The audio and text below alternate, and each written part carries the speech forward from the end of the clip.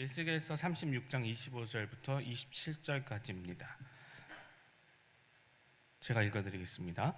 맑은 물을 너희에게 뿌려서 너희로 정결하게 하되 곧 너희의 모든 더러운 것에서와 모든 우상 숭배에서 너희를 정결하게 할 것이며 또 새 영을 너희 속에 두고 새 마음을 너희에게 주되 너희의 육신에서 굳은 마음을 제거하고 부드러운 마음을 줄 것이며 또 내 영을 너희 속에 두어 너희로 내 율례를 행하게 하리니 너희가 내 규례를 지켜 행할지라.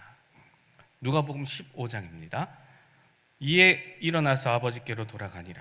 아직도 거리가 먼데 아버지가 그를 보고 치근히 여겨 달려가 목을 안고 입을 맞추니 아들이 이르되 아버지, 내가 하늘과 아버지께 죄를 지었사오니 지금부터는 아버지의 아들이라 이컬음을 감당하지 못하게 했나이다 하나 아버지는 종들에게 이르되 제일 좋은 옷을 내어다 입히고 손에다가 가락지를 끼우고 발을 신을 신기라. 그리고 살찐 송아지를 끌어다가 잡으라. 우리가 먹고 즐기자. 이 내 아들은 죽었다가 다시 살아났으며 내가 잃었다가 다시 얻었노라 하니 그들이 즐거워하더라. 아멘. 우리 다 잘 아는 말씀이시죠? 에스겔서 말씀과 이 누가복음 말씀은 많이 아는 말씀입니다. 제가 이번 주 초반에는 추웠어요. 많이 추웠어요. 그리고 나서 수요일부터인가요? 조금씩 이제 따뜻해지기 시작했습니다.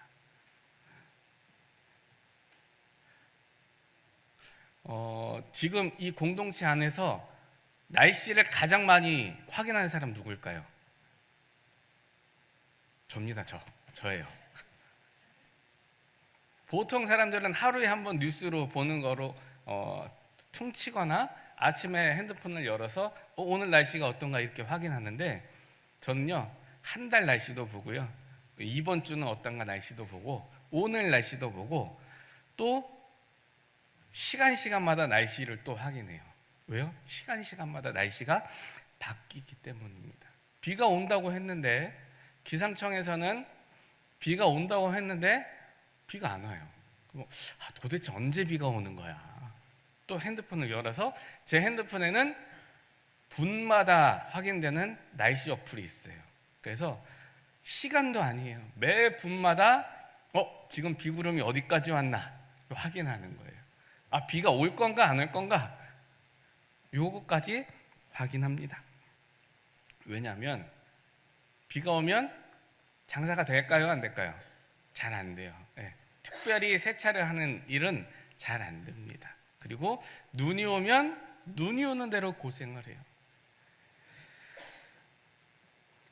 그리고 이 겨울날에 제가 주로 하는 일이 있습니다. 겨울에 주로 하는 일은 얼었나 안 얼었나를 확인하는 거예요. 기계가 얼었나, 출근하기 전에 CCTV를 보면서 바닥이 얼었나 안 얼었나, 출근해서 수도가 얼었나 안 얼었나 확인하고, 얼었으면 녹이기 시작합니다. 스팀으로도 녹이고 뜨거운 물을 받아다가도 녹이고 시간을 들여서 공을 들여서 녹이기 시작합니다. 이번 주 초에는 추웠어요. 그래서 얼음이 좀 많이 얼었습니다. 바닥이 얼었어요. 그러니까 바닥이 얼어가지고 그것을 녹이는데 짧으면 30분 걸려요. 그 다음에 하나 녹이는데 차 하나 들어가는 공간. 근데 길면 1시간 정도 걸립니다. 7개가 있거든요. 그러면은 전 7시간 동안 밖에 서 있어야 되는 거예요. 자, 그러한 시간을 매일 한다고 보시면 됩니다. 겨울은 얼음과의 싸움이에요. 얼음을 녹이는 데는요 많은 시간이 걸립니다. 얼음 깨는 것도요 힘들어요. 영하의 기온이 계속되면 얼음은 잘 녹지 않습니다. 그 위에 사람들이 물을 뿌려갖고 세차를 하면 또 그 물이 쌓여서 얼게 됩니다. 두껍게 계속해서 얼게 돼요. 그러면 결국 그 공간은 차가 들어가지 않는 사람들이 와서 여기는 더럽네 하고 깨끗한 곳을 찾아서 갑니다. 이 얼음을 보면서 금만 목사님이 주일날 제가 맛있게 밥 먹고 있는데, 지난주에요, 맛있게 밥을 먹고 있는데 목사님 다음 주에 설교하세요. 에? 네, 이렇게 된 상황입니다. 맛있게 밥을 먹고 있는데 설교 부탁하셔서 예. 그래서 하나님 어떠한 설교를 할까요? 그 이후부터 계속 고민하면서 묵상했는데 얼음을 깨면서, 얼음을 녹이면서 하나님의 마음을 주시는 거예요. 추운 날씨에 이 물이 얼듯이 세상의 모든 힘든 풍파 속에서 우리의 마음도 마찬가지로 얼어가더라라는 겁니다. 성경은 이렇게 이야기합니다. 죄로 가득한 세상은, 이 죄로 가득한 세상이 만드는 추위와 그 결빙 얼음은 우리 스스로 해결할 수 있을까요? 없을까요? 없다라는 거예요. 없다. 이 얼음은요, 스스로 녹지 않습니다. 외부에서 주어지는 열기가 있어야 돼요.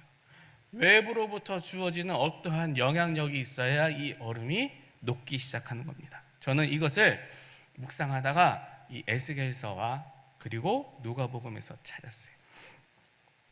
우리 함께 에스겔서 36장과 누가복음 15장의 말씀을 통하여서 하나님께서 우리에게 주시는 놀라운 은혜를 경험케 되기를 주 이름으로 축복합니다. 에스겔서 먼저 보겠습니다. 에스겔서 본문을 보시면 에스겔서 36장이 오늘 우리가 읽은 본문인데, 이 에스겔서 36장은 이스라엘이 완전히 독립하고 완전히 회복하고 나서 주어진 말씀이 아닙니다. 이 에스겔 36장은요, 이스라엘이 완전히 무너진 다음에 하나님께서 말씀하신 말씀이에요. 에스겔 선지자가 활동할 당시에 지금 대한민국이 남한과 북한으로 나눠져 있잖아요. 이스라엘도 솔로몬 왕조 이후에 북이스라엘하고 남유다하고 이렇게 나눠졌습니다. 그리고 나서 북이스라엘은 하나님을 떠난 삶을 계속 살았어요. 그래서 먼저 망합니다. 기원전 722년에 망해요. 아수르에 의해서 망하게 됩니다. 그 다음에 기원전 586년에 누가 망하냐면 이 마지막으로 남은 남유다라는 나라가 망하게 됩니다. 어디에 의해서요? 바벨론에 의해서. 바벨론에 의해서 망하게 된다라고 하는데, 바벨론에 의해서 망하게 된다라고 했을 때 우리가 딱 생각나는 인물이 있습니다. 세 친구. 누구와 세 친구? 다니엘과 세 친구. 그 사람들도 이때의 시대의 사람들이에요. 포로기 때에 포로로 끌려가면서 하나님께서 에스겔에게 주신 말씀이 바로 에스겔 36장의 말씀이다라는 것이 이 본문의 배경입니다. 다시 말하면 아직도 회복되지 않은 완전히 망한 것 같은 이 남유다 백성들에게 하나님께서는 지금 뭐라고 말씀하시냐면 36장의 말씀을 통해서 내가 너희를 회복시키겠다라고 말씀하시는 거예요. 내가 너희를 다시 세우겠다. 지금 땅도 잃어버렸고 성전도 다 무너졌고 제사도 잃어버린 너희 백성들에게 하나님이 말씀하시는 거예요. 내가 다시 세우겠다. 내가 다시 일으키겠다라고 말씀하는 거예요. 그런데 하나님은 세우기 전에 가장 먼저 하고 싶으신 일이 있습니다. 그것은 뭐냐? 마음을 다시 세워주시겠다. 마음을 재창조하시겠다라고 말씀하십니다. 왜요? 이스라엘의 뿌리가요, 겉에서 오는 게 아니라 마음 중심에서부터 오는 문제이기 때문입니다. 하나님은 이스라엘을 찾아와서 이렇게 말씀하십니다. 이스라엘이 지금 포로로 끌려가면서 회개하기도 전에 말씀하시는데 25절입니다. 우리 함께 읽을까요? 맑은 물을 너희에게 뿌려서 너희로 정결하게 하되 곧 너희 모든 더러운 것에서와 모든 우상 숭배에서 너희를 정결하게 할 것이며, 맑은 물을 너희에게 뿌려서 내가 너희를 정결케 하겠다라고 누가 말씀하세요? 하나님께서 지금 말씀하고 있습니다. 이스라엘 백성이 포로로 끌려가고 있는 상황이에요. 그 상황 가운데서 다 무너진 모든 상황 가운데서 하나님이 선포하십니다. 내가 너희를 정결케 하겠다. 지금 너희는 죄가 너무 많아. 지금 그래갖고 너희는 너무 더러운 상태야. 서유라, 그러니까 목욕해야 돼. 하나님께서 그렇게 말씀하신 게 아니에요. 너희는 더러운 상태야. 하지만 아직 씻지도 않았어. 너희 마음 가운데는 죄가 가득해. 그럼에도 불구하고 내가 너희를 어떻게 하겠다? 맑은 물을 뿌려서 정결케 하겠다. 선포하시는 주의 은혜입니다. 성도 여러분, 기억해야 될 것은 우리가 깨끗함을 받는 것, 우리가 정결함을 얻는다는 것은 우리가 열심히 준비해서 뭘 하는 것이 아니에요. 내가 깨끗하게 되는 것은 내가 열심히 착한 일을 해서 되는 것이 아닙니다. 내가 깨끗하게 된다는 것은 하나님께서 찾아오셔야 되는 거예요. 하나님께서 만나 주셔야 되는 거예요. 하나님께서 주권적으로 역사하셔야 일어나게 될 줄 믿습니다. 그래서 하나님이 말씀하시는 거예요. 내가 너희를 깨끗게 할 것이다. 내가 너희를 직접 찾아서 여러 나라 가운데서 너희를 이끌어낼 것이다. 맑은 물을 뿌려서 내가 너희를 깨끗하게 할 것이다 라고 말씀하시는 거예요. 하나님은 어떻게 역사하실까? 우리 하나님은요, 대충 역사하지 않습니다. 사람은 피곤하면 대충 할 때도 있어요. 귀찮으면 대충 할 때도 있습니다. 하나님은요, 대충 하지 않으세요. 하나님은 실수가 없으십니다. 하나님은 한 번 결정하신 언약은 반드시 지키시는 줄 믿습니다. 그래서 그 하나님을 성경에서 뭐라고 줄여서 이야기하냐? 하나님, 실수가 없으신 하나님, 한 번 결정하신 것 후회가 없으신 하나님, 그 하나님은 신실하신 하나님이다 라고 얘기하는 거예요. 신실하다라는 것은 믿음직스럽다라는 뜻입니다. 하나님은 최고의 믿음직스러우신 분이십니다. 그 하나님이 오늘 내가 일하겠다라고 선언하시는 거예요. 내가 이렇게 일할 건데 26절에 너희 육신에서 굳은 마음을 제거하고 어떤 마음이요? 부드러운 마음을 줄 것이며 라고 기록합니다. 하나님은 우리의 굳은 마음을 대충 긁어내지 않고 완전히 도려내시겠다라고 말씀하시는 거예요. 너의 마음을 근본적으로 완전히 제거하겠다라고 이야기하시는 거예요. 너의 마음을 그리고 다시 새롭게 하겠다라고 말씀하시는 겁니다. 지금 하나님은 이스라엘 백성에게, 그리고 이 말씀을 듣는 우리에게 하나님께서 일하시는 방법이 지금 훈련이 아니고 뭘 말씀하시는 거예요? 제거를 말씀하시는 겁니다. 부드러운 심령은요, 훈련이나 어떠한 열심을 통해서 얻어지는 것이 아니라 바로 하나님께서 주시는 새롭게 하시는 창조적인 역사다라고 지금 하나님이 선포하고 계신 것입니다. 그것을요, 하나님께 이제 그 부드러운 심령을 가지고 있는 사람들이 어떻게 역사하실 것인가, 그것을 27절이 이야기하고 있는데요. 우리 27절 한번 보겠습니다. 또 내 영을 너희 속에 두어 너희로 내 율례를 행하게 하리니 너희가 내 규례를 지켜 행할지니라. 네. 또 내 영을 너희 속에 두어서 내 율례를 행하게 하리니 너희가 내 규례를 지켜 행할지라. 이렇게 말씀하십니다. 그 결과가 무엇이냐? 바로 하나님의 율법을 따르게 됩니다. 이전에 모세를 통해서 주어진 율법은요, 잘 기억해 보시면 대부분이 지켜라 였습니다. 하나님께서 말씀하시고 선포하시고 명령하신 이후에 지켜라, 내 백성들은 나의 율법을 지켜라 였어요. 그런데 이제 에스겔서에서 약간 뉘앙스가 바뀌는 거예요. 내가 너의 마음을 완전히 도려내서, 굳은 마음을 완전히 도려내서 이제 새롭게 할 것인데 너의 마음을 이제 부드러운 마음으로 내가 만들어 줄 거야. 그리고 나면 너희는 내 율법을, 내 규례를 행하게 될 거야 라고 말씀하시는 거예요. 그 전에는요, 지켜라 였습니다. 지금은요, 이제 행하게 된다라는 거예요. 뭐가 차이인지 잘 모르시겠어요? 이전에는 뭐였어요? 명령이었지만 이제는 하나님께서 역사하시겠다라는 말씀입니다. 이제 부드러운 심령을 가진 사람들은 그 마음속에 살아 역사하시는 하나님의 은혜로 말미암아 어렵게만 느껴졌던 주의 말씀이, 때로는 무거운 짐처럼 느껴졌던 주의 율법이 이제 하나님께서 역사하셔서 그 말씀을 따르고 지키게 하시겠다라는 겁니다.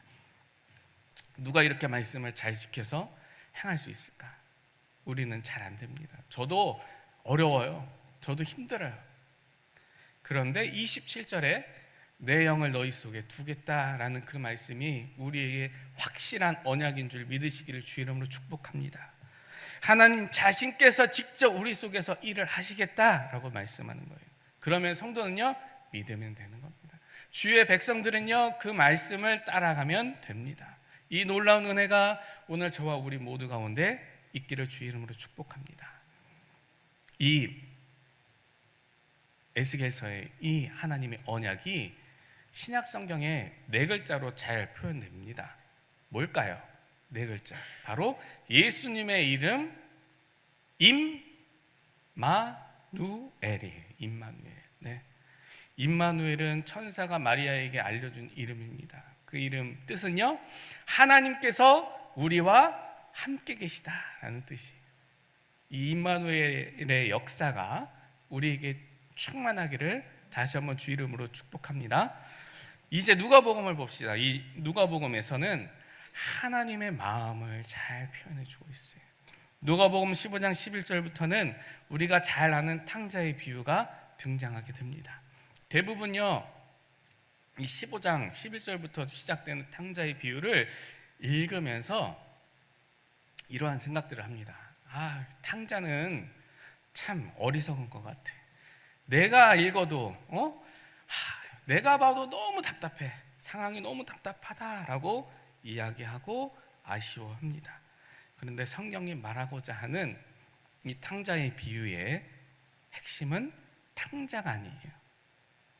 탕자의 비유를 통해서 예수님께서 드러내고자 하시는 중요한 핵심은 뭐냐면 바로 아버지의 마음입니다. 아버지의 마음. 아버지의 분깃을 이 탕자가 먼저 욕심을 냅니다. 어차피 아버지 죽으면 내 건데, 형하고 나눠 가질 건데, 아버지 그냥 죽기 전에 나한테 땡겨주세요. 예전에 김숙이라는 코미디언이 이렇게 얘기했는데 4천만 땡겨달라고. 네. 그런 비슷한 뉘앙스예요. 미리 땡겨달라는 거. 유산을 미리 땡겨주십시오. 어차피 죽으면 내 건데, 이렇게 하는 거예요. 그리고 나서 그 유산을 가지고 타국에 갑니다. 타국에 가서 어떻게 돼요? 허랑방탕한 생활을 하다가 펑펑 쓰다가 어제는 부자였는데 오늘은 뭐가 됐어요? 거지가 됩니다. 요즘 사람들이 이야기하는 있었는데 없었다라고 표현하는 것과 같은 일입니다. 엎친 데 덮친 격으로 그 마을에 기근이 일어났습니다. 먹을 것이 없어졌어요. 자기는 돈도 없는데 나라 전체가 힘들어진 거예요. 이제 더 이상 빌어먹을 상황도 안 됐어요. 그래서 돼지 치는 집에 찾아가서 저를 품꾼으로 써주십시오. 돈이 없다라고 하니까 돈 안 주셔도 됩니다. 그냥 돼지만 열심히 치겠습니다. 그리고 나서 어떻게 했어요? 돼지가 먹는 그 여물을 먹으려는 그 순간 뭐가 생각나요? 아버지 집이 생각나는 거예요. 아버지가 생각나는 거예요. 돼지 여물을 먹으려는 그 순간 먹을 것이 없으니까 그것마저도 먹으려는 순간에 아버지 집이 생각납니다. 그리고 아버지 집으로 가려고 하는데 마음속에 갈등이 찾아오죠. 그 갈등을 뭐라고 얘기하냐면, 나는 아버지의 아들이라 얘기하면은 좀 그렇고 나는 이제 아버지의 종으로 살겠다. 차라리 이렇게 얘기하고 아버지 집에서 종으로 살아야지. 난 아들의 자격이 없어. 이 고백을 하면서, 이 생각을 하면서 이것을 계속 묵상하면서 아버지 집으로 힘든 발걸음을 떠나요.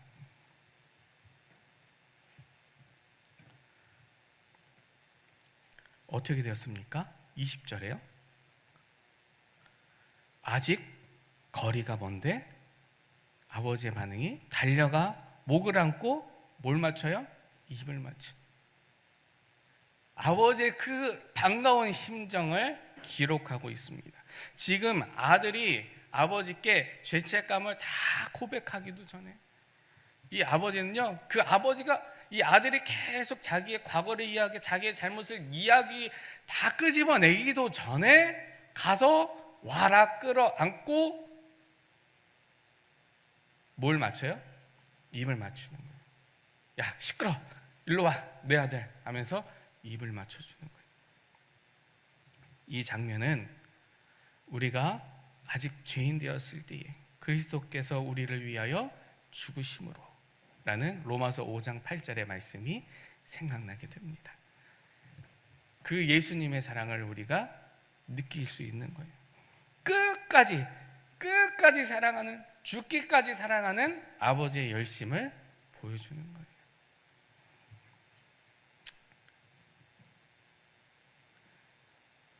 그리고 아버지는 더 이상 자격이 없다고 말하는 이 아들의 말에는 대꾸도 않습니다.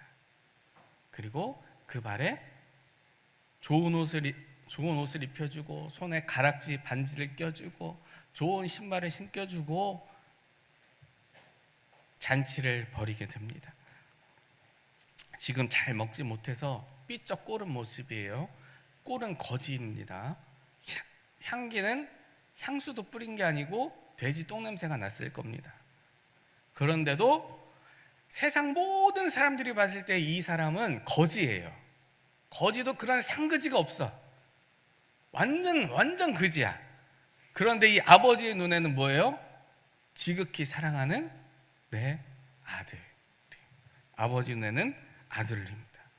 하나님은 아들을 기다리시고 이 아들이 이 아들의 마음이 다 녹아져서 아버지께 나오지 않았음에도 아직 그 마음에 풀어지지 않는 것이 있음에도 아버지는요 아들을 내치지 않아요. 그리고 끌어안고 품어주십니다. 아들은 아버지를 버렸지만 아버지는 아들을 버리지 않았어요. 이 아들은요 타국에서 아버지를 포기하고 살았죠. 왜냐하면 자기가 갖고 있었던 돈이 있기 때문에. 하지만 아버지는요 끝까지 아들을 포기한 적이 없다라는 겁니다.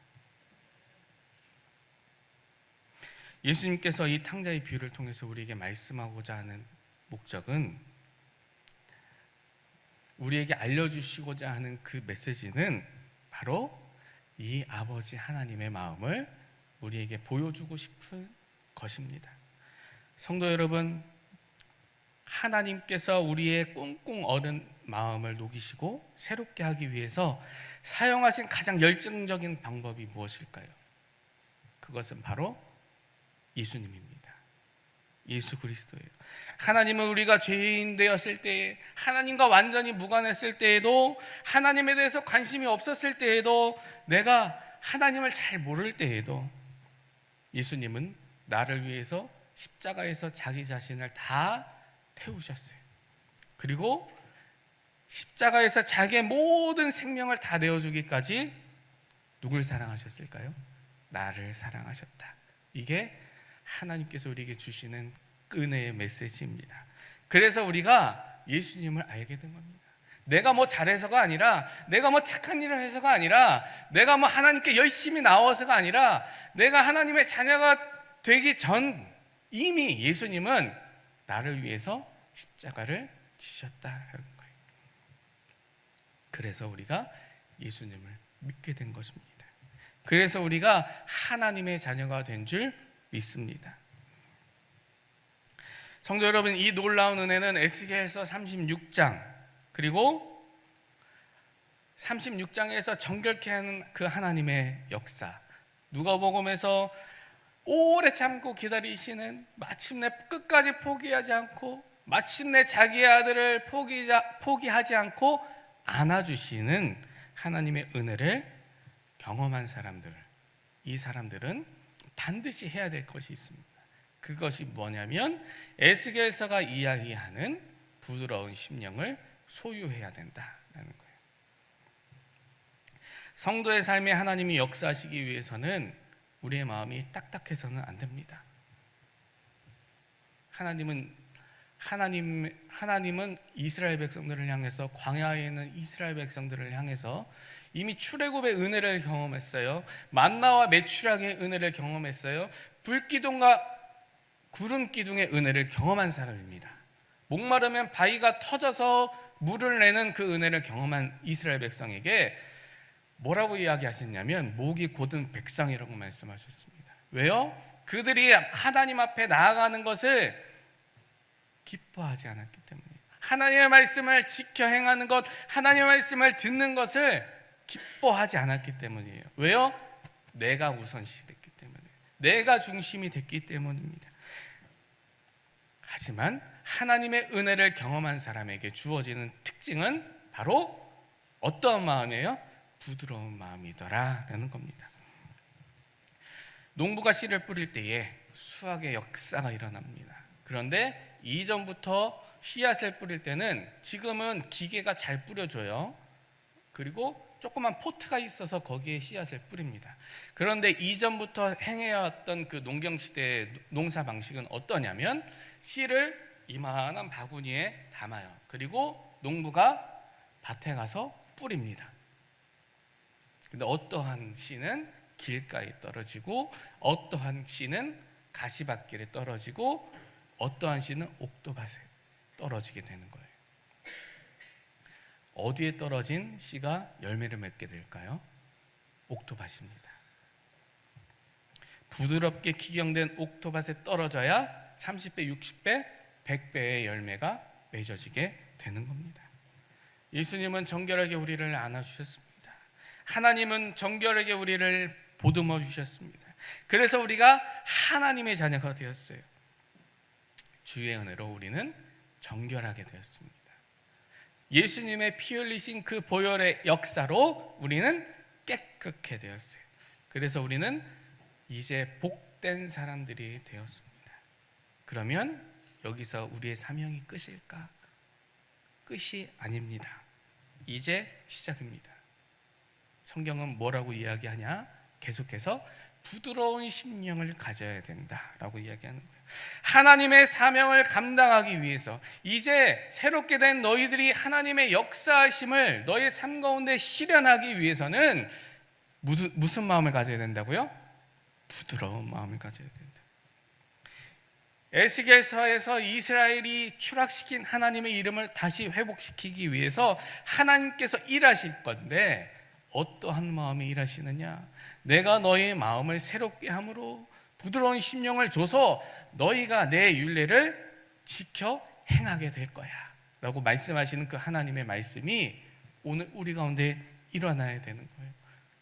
부드러운 심령을 주께서 우리에게 주셔서 하나님의 역사를 나타내는 주의 자녀들로 서기를 주 이름으로 축복합니다. 그러면 우리는 어떻게 해야 될까? 이 부드러운 심령이 무엇인가를 생각해야 됩니다. 이 부드러운 심령은요, 하나님의 선물이에요. 하나님의 선물. 이 부드러운 심령은 나의 결심으로 생기는 것이 아니에요. 나의 노력으로 생기는 것이 아닙니다. 100% 하나님의 선물입니다. 우리가 신앙생활을 열심히 해서 수십 년을 예수님 믿어서 생기는 결과가 아니에요. 이 부드러운 심령은 우리가 하나님께 무엇을 드림으로 얻어지는 것이 아닙니다. 선물은요, 그냥 주는 거예요. 주는 사람이 기쁨으로 주는 겁니다. 그 사람의 필요를 주는 사람이 잘 알아요. 그래서 기쁨으로 주는 거예요. 그것을 받아 누리는 것이 은혜입니다. 그래서 성도는요, 하나님께서 우리에게 선물 주시기를 구해야 되는 거예요. 하나님, 나에게 오늘도 부드러운 심령을 주십시오. 하나님, 내가 더 이상 딱딱한 마음이 아니라 때로는 내 죄성이 떠올라서 내 꾸정물, 그 시골 가면 꾸정물 기억하시나요? 꾸정물 보면은 위에는 물이 깨끗한 것처럼 보이는데 요만한 작대기로 이렇게 한번 휘젓잖아요. 그 속에 온갖 더러운 게 다시 다 올라오게 돼요. 우리의 상태는요, 여전히 죄 가운데 있기 때문에 때로는 이 꾸정물이 간혹 올라오게 됩니다. 주변에 자녀들이 내 신경을 가끔 긁으면 엄마들은 꾸정물이 또 올라올 수도 있어요. 아빠도 마찬가지고, 사회에 나가서도 누가 나에게 뭐라고 하면 내 꾸정물이 올라올 때도 있습니다. 그럴 때마다 하나님 앞에 기도해야 됩니다. 하나님, 나에게 어떠한 심령을 달라고? 부드러운 심령을 주세요. 하나님, 내 마음이 부드러운 마음이 되게 해주세요. 내 마음이 옥토박과 같이 잘 기경된 마음이 되게 해주세요. 왜요? 이 부드러운 심령에 뭐가 나타나요? 역사가 나타나기 때문이에요. 이 부드러운 마음에 열매가 나타나기 때문입니다. 하나님께서 이 부드러운 마음을 통해서 일하시기 때문이에요.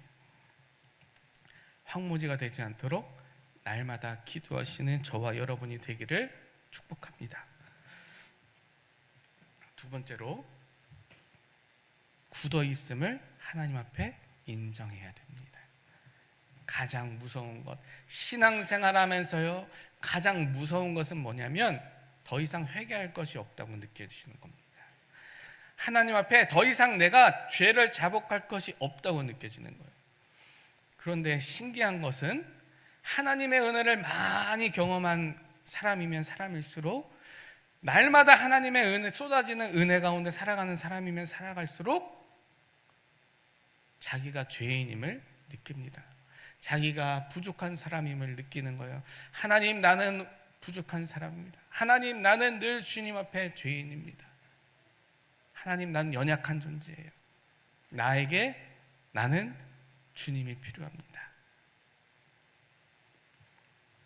탕자는 이렇게 말하지 않았습니다.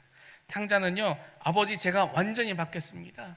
아버지, 제가 지금 타국에 나가서 고생 칙싹 했거든요. 그래서 저는 완전히 바뀌었어요. 이렇게 얘기하지 않았습니다. 그냥 단지 이렇게 얘기했습니다. 여기까지가 제 한계입니다. 솔직하게 얘기했어요. 아버지, 제가 나가서 생고생 다 했는데 그 결과 전 아버지 앞에 설 수가 없네요. 저는요, 그냥 종의 한 사람으로 쳐주세요. 이렇게 이야기했어요. 21절에요. 아들이 이르되, 아버지, 내가 하늘과 아버지께 죄를 지었사오니 지금부터는 아버지의 아들이라 일컬음을 감당하지 못하겠나이다 하나. 네. 지금 이 탕자가 아버지 앞에 섰습니다.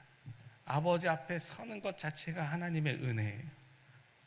아버지 앞에 나아가는 그 돼지우리에서 아버지의 집을 생각했다는 것 자체가 하나님의 역사예요. 그리고 아버지 앞에 지금 서 있어요. 이미 그의 마음은 녹기 시작한 거예요. 하루에 한 번 늘 기도하십시오. 하나님, 내가 솔직하게 주님 앞에 서길 원합니다. 하나님, 오늘도 내가 주님 앞에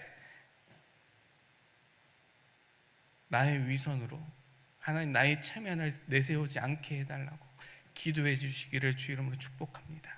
하나님, 내가 새 마음으로 주님 앞에 서겠습니다라고 고백하십시오. 세 번째는, 말씀 앞에 도망치지 마십시오. 연약한 사람들은요, 연약한 성도들은 말씀이 무겁고 싫어요. 그래서 말씀을 가까이 하지 않습니다. 그런데 말씀을 많이 하는 것이 부드러운 사람이 또 아닙니다. 어떻게 해야 부드러워지냐? 말씀 앞에서 뭐 하지 않는 사람? 도망하지 않는 사람. 말씀 앞에 나오는 것. 탕자가 지금 누구 앞에 섰어요? 아버지 앞에 쓴 거예요. 우리가 하나님 앞에 서기를 주의 이름으로 축복합니다. 말씀 앞에 서시기를 주의 이름으로 축복합니다. 말씀이 때로는 나를 때릴 수가 있어요. 말씀이 때로는 나를 아프게 할 수 있어요. 아니, 오늘 어떻게 설교가 일주일 동안에 살아온 내 삶을 똑같이 적용시켜서 아니, 나를 뒷조사했나? 이럴 수도 있어요. 거부감이 들릴 수도 있습니다. 내 상황과 내 처지하고는 맞지 않다고 생각할 수도 있어요. 하지만 그 자리를 멀리하면 하나님의 은혜를 멀리하게 되는 겁니다. 부단히 그 자리 가운데 나아가시기를 주의 이름으로 축복합니다. 하나님, 힘들어도 내가 주의 말씀 앞에 서겠습니다. 하나님, 내 상황이 지금 미치고 팔짝 뛸 노릇인데도 나는 주의 말씀 앞에 서겠습니다. 하나님, 내 발걸음을 하나님 앞에 인도하여 주십시오라고 기도하셔야 됩니다. 그래서 하나님을 포기하지 않고 하나님의 말씀을 더 가까이 하시기를 축복합니다. 그러면 하나님은 복의 복을 넘치게 부어주실 거예요. 나는 포기하고 싶은데 하나님의 성령이 내 속에서 일하시게 될 겁니다. 절대 포기하지 못하도록, 절대 하나님을 떠나지 않도록, 절대 하나님의 말씀에서 벗어나지 않도록 하나님의 성령이 우리 가운데 역사하실 겁니다. 결론을 맺겠습니다. 부드러운 심령은 우리가 만들어내는 것이 아닙니다. 이 부드러운 심령은요, 하나님 앞에서 하나님이 주시는 은혜인데 하나님 앞에 서서 하나님 앞에 녹아지는 과정이에요. 이 부드러운 심령이 우리에게 중요한 이유가 여러 가지가 있습니다. 이 부드러운 심령을 통해서 하나님의 역사가 일어나기 때문이에요. 이 부드러운 심령을 통해서 우리가 하나님의 말씀에 기쁘게 순종할 수 있기 때문입니다. 이 부드러운 심령을 통해서 하나님과의 관계가 회복되기 때문입니다. 이 부드러운 심령을 통해서 영적인 무감각에서 이제 깨어날 수 있기 때문입니다. 성도 여러분, 하나님이 주신 이 부드러운 심령을 가져야 돼요. 내 마음이 지금 어떠한지 점검해야 됩니다. 내가 딱딱한 마음을 가지고 있는지, 내가 이제 조금 부드러워지고 있는지, 내가 아니면 세차장에서 이야기했던 그 얼음처럼 계속해서 딱딱한 것들이 쌓여지고 있는지, 나는 오늘도 부드러운 심령을 가지고 있는지 기억하셔야 됩니다. 우리는 늘 고백해야 됩니다. 하나님, 나에게 부드러운 심령을 주십시오. 하나님, 나를 오늘도 부드러운 심령으로 만들어 주셔서 하나님의 역사를 담는 거룩한 그릇으로 삼아주세요. 하나님, 내 인생이, 내 삶이 하나님께서 사용하시는 그 사람이 되길 원합니다. 여러 성경의 위인들처럼 겉으로 화려한 그런 것이 아니고 오늘도 살아 숨쉬는 주의 역사에 성전이 되게 해달라고. 하나님, 내가 오늘도 주의 말씀을 지켜서 살아가는 자 되게 해달라고, 이것을 위해서 기도하시는 우리들 되기를 주의 이름으로 축복합니다. 그러면 하나님은 분명하게 약속하신 대로 빠짐없이 우리의 마음을 만져주실 거예요. 부드러운 살과 같이 우리의 마음을 만지실 겁니다. 그 은혜가 우리에게 있기를 주의 이름으로 축복합니다.